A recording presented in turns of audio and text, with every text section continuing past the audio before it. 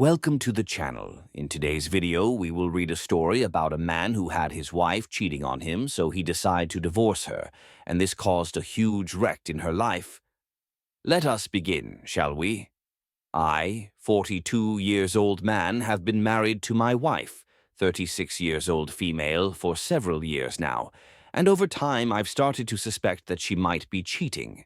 I'm not entirely sure how to approach the situation because I don't have solid evidence to confront her.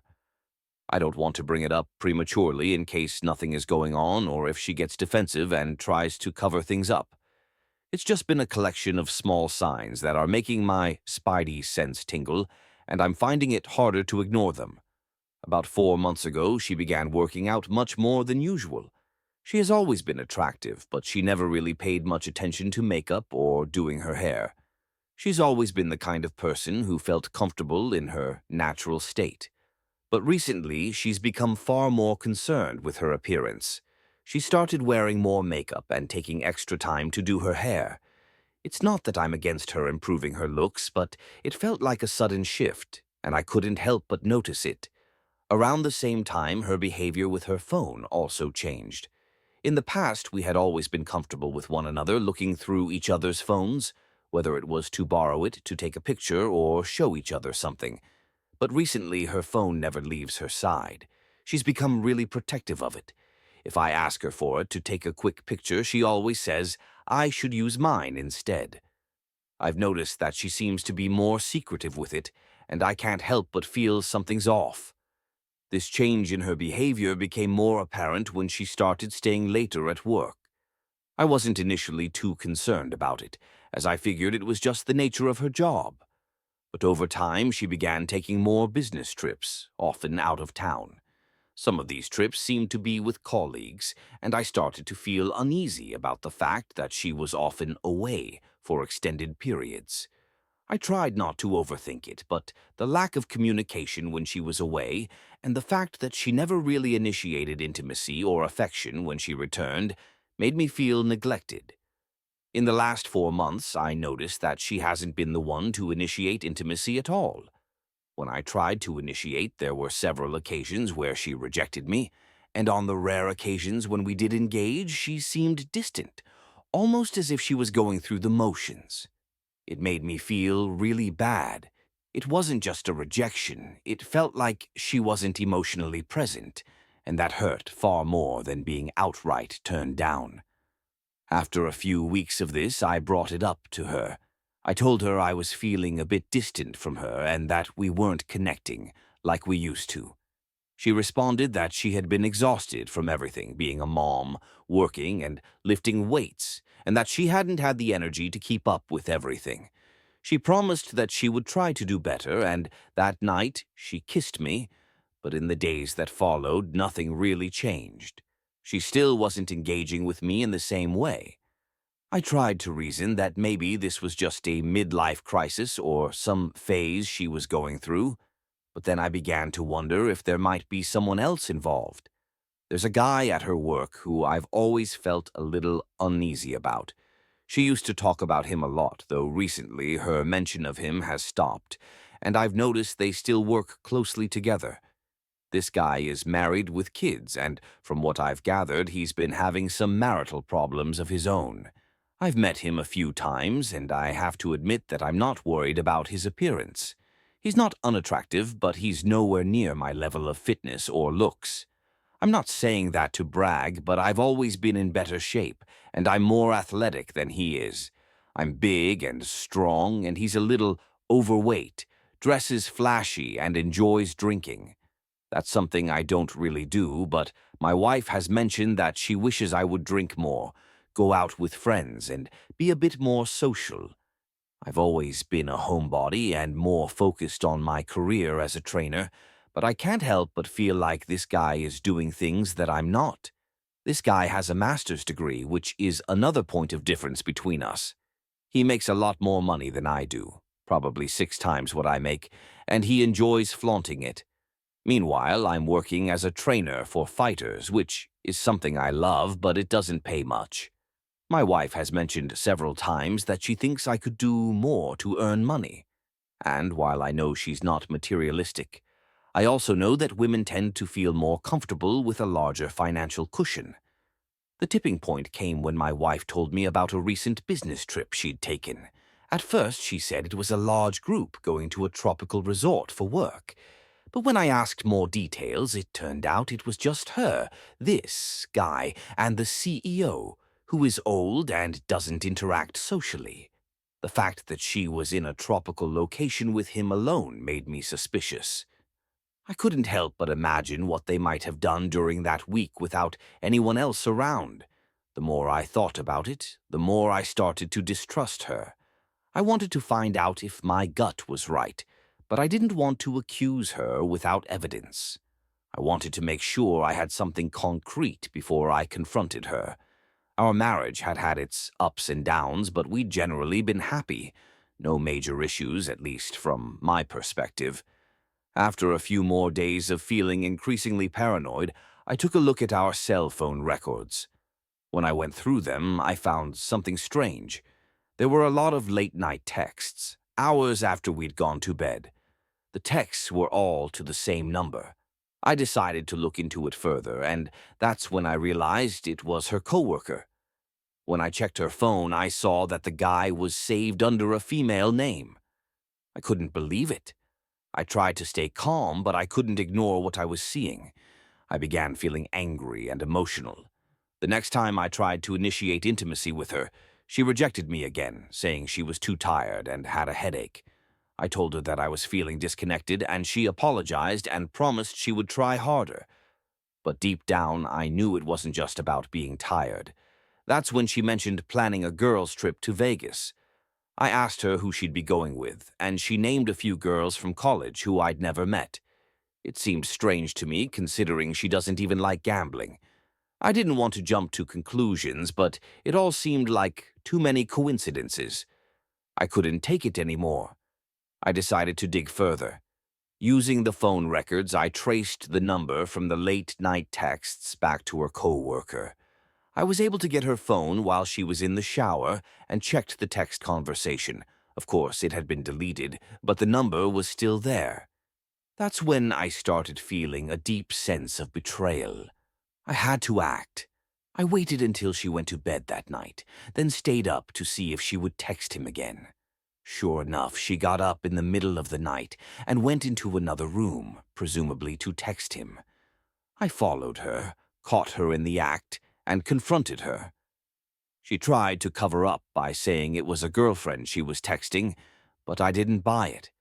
I took the phone from her and saw a message that read, "Can't wait to see you tomorrow." I called the number from a payphone, and sure enough, it went to him. That's when I finally confronted her with everything I knew. She broke down in tears and admitted to flirting with him, but denied anything physical had happened. I didn't believe her completely, but she seemed genuinely sorry. She begged me not to leave her, but I told her to pack a bag and leave for the night. I needed space. The next day, I decided to find a marriage counselor. I wasn't sure if I was ready to forgive her, but I needed to go through the motions for my own sanity. I recorded the entire confrontation, not because I didn't trust her, but because I knew I needed to protect myself in case things escalated, in case she made false accusations. I feel heartbroken, devastated, and completely lost. My family is falling apart, and my kids will only see me half the time now. It feels like the world is crashing down. I'm still in shock, and I don't know what to do next. I want to confront the other guy, but I'm trying to hold back. He referred to me as the animal in one of the texts, and I'm not sure how to handle it. I'm torn between staying in the marriage for the sake of my children and walking away to start over. My wife seems truly remorseful, but I'm not sure if I can ever trust her again. I'm just trying to process everything and figure out what the next step is. Welcome to the channel. In today's video, we will continue our story about a man who had his wife cheating on him, so he decided to divorce her, and this caused a huge wreck in her life. In case you haven't seen part 1, I recommend you to watch it in our channel to understand the story. Let us get right into it. My attorney friend was able to recommend a lawyer who specializes in family law. Not only was this lawyer skilled, but he had been through a similar experience. He had been cheated on himself. This seemed to give him a unique drive to handle cases like mine. My friend mentioned that, given his personal experience, this lawyer takes pride in ensuring justice for those who have been betrayed. He assured me that this lawyer would be flexible with his fees, but most importantly, genuinely wanted to help me. At a time when everything felt uncertain, this was one of the first things that seemed to tilt the scale in my favor. But on the other side of things with my wife were deteriorating fast. She admitted to the affair. She explained that it started with harmless flirting and then developed into an emotional affair. At first she insisted that nothing physical had happened, but I could see right through it. Eventually she confessed that it did turn physical. The affair started right around the time she began shutting down our intimacy. Hearing all the details, it was a hot, steamy affair, really took a toll on me. To say it messed me up would be an understatement. I'm struggling to keep my emotions in check. The confusion, anger, and heartbreak are overwhelming. I told her it would be best for her to stay with her mom for now. I didn't want her around while I was processing everything. I also felt it was important for the kids to have some stability. They needed me. My lawyer was already working his magic, and I wasn't going to make any rash decisions just yet. I haven't yet told her that our marriage is over. That's something she'll find out when the divorce papers are served. In the meantime, I can't stop the intrusive thoughts. The images of her with this other guy are constantly running through my head. I'm trying to focus on my work, teaching Brazilian Jiu-Jitsu to professional and semi-professional fighters. The physicality of the job has helped a little, but my mind is clouded. I've always been passionate about learning new things, so I usually unwind by reading for a few hours each night, but now I can't even get through a single paragraph without losing focus. The texts I found, calling me a stupid animal, continue to haunt me. I try to imagine all the other things they might have said behind my back. It feels like a punch to the gut. I've always been a happy person, but the joy has been stripped away from me. Word has gotten out, and I've had a lot of people offering their support. It's comforting to know I have people in my corner. Friends' wives have been pushing me to date again, suggesting women they know are interested in me. It's flattering, but right now I'm just not ready. Dating feels like the last thing on my mind. I'm focused on my kids, and I don't think I'll be interested in dating anytime soon. Still, it's nice to know there are options if I ever want to go down that road. My wife has been hysterical, begging me to stay married, but deep down I know I can't get past what she's done. Staying together would only delay the inevitable. I've made my decision, and it's not one I've made lightly. I've filed for divorce, and it should be finalized next month. We're going to have 50/50th custody, and she will be paying spousal support since she out-earns me by a large margin. That's where the legal side stands. But emotionally, things are still a mess. My heart is broken, and so are my kids. I never thought I would be a single dad, but here I am. My wife, on the other hand, seems to be spiraling into some kind of depression. From what I've heard, the guy she cheated with has lost interest in her, which I can't say I'm surprised by. She's been turning to drinking and hooking up with random guys she meets online. There have been numerous times when she's called me, begging to come back, trying to restore the life she had. Part of me has wanted to take her back, but I've remained firm. The financial side of things has made her more bitter toward me. When she saw how much she was going to have to pay me each month, her anger became even more intense. But I can't worry about her emotions right now. My kids don't fully understand why their mom isn't around as much, and it's been heartbreaking. Every second they aren't with me, I feel a deep ache. I'm lonely too. I haven't really spent much time with friends, and mostly I just stay home. One of the baristas at the coffee shop I frequent asked if I was okay because she noticed how sad I looked. It was an uncomfortable moment. I guess I haven't been hiding it as well as I thought. People have suggested that I date again, but I can't shake the feeling that I'm the guy whose wife cheated on him. Dating feels so far off right now. However, there have been a few positive moments. Some of my fighters have had great success on a very public stage, and it's been the only thing that has brought me any joy in recent months. I try to focus on the small wins, but I still feel like I'm in a fog. I haven't decided what my next step will be. I know that at some point I'll need to snap out of this slump and move forward. But it's been hard. The anger I feel toward my wife and her affair is consuming. But I couldn't just sit idly by. Someone I know contacted the other guy's wife and showed her the proof I had. I needed something to happen to him, even if I couldn't go after him directly.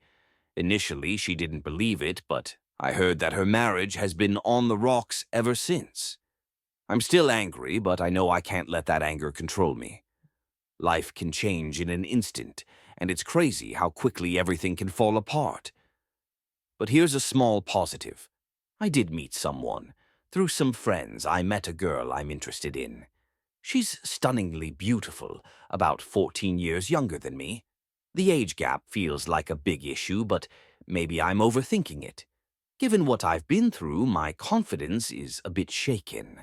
I can't help but feel like she's too good for me, but I can't stop thinking about her. The past 6 months have been the hardest of my life. It feels like the world has shifted beneath my feet. I've always been a happy person, but right now I feel consumed by darkness. But I'm still here. I've made it through each day, even when it felt impossible. Well, things are finally looking up. The divorce is final, and I don't have to live with a cheater anymore. I've done what I could to expose the other guy, and I've started to feel interest in other people again. Sure, I'm still sad, but I know things can get better. Looking back on everything, the journey has been long and painful, but I've learned a lot. I was with my wife for 15 years, so adjusting to my new life has been difficult. I do have moments of sadness and loss, but they're fleeting. For the most part, I'm doing well. The kids are thriving, and they're with me more often than not. One thing that happened after the divorce is that my wife had to take on more work to support herself and pay me spousal support. She always earned more than I did, so this has been a significant adjustment for her. On the other hand, I've had more flexibility in my schedule, which has allowed me to spend more time with my kids and homeschool them during the lockdown. I took time for myself after everything fell apart. The younger girl I was interested in took an assignment with her company in Europe, but we stayed in touch. When she returned, we picked things up, and we've been together ever since. She's wonderful, compassionate, considerate, and everything I could ask for. I'm starting to think there might be something serious there. As for my ex, things haven't gone well for her. She's been drinking more and having random hookups with guys she meets online. The toll of her added responsibilities has been visible. She looks completely different from the woman I once knew. I don't think I'll ever understand how someone can spiral so quickly from a place of seeming control to utter chaos. I don't know what the future holds, but I know I'm doing better every day. The divorce was a difficult decision, but it was the right one. I'm focused on my kids, and I'm pushing forward little by little. If you're in this situation, just remember, it may feel devastating at first, but if you keep working on yourself, you'll eventually get through it. For me, that meant learning new things, like making short films and diving into videography. I read more books and took steps to improve myself every day. Small progress adds up, so even when things are dark, you just have to keep moving forward, and that's the end of this story. Leave your comments in the comment sections to tell us how you feel about this story, and I will see you in the next video.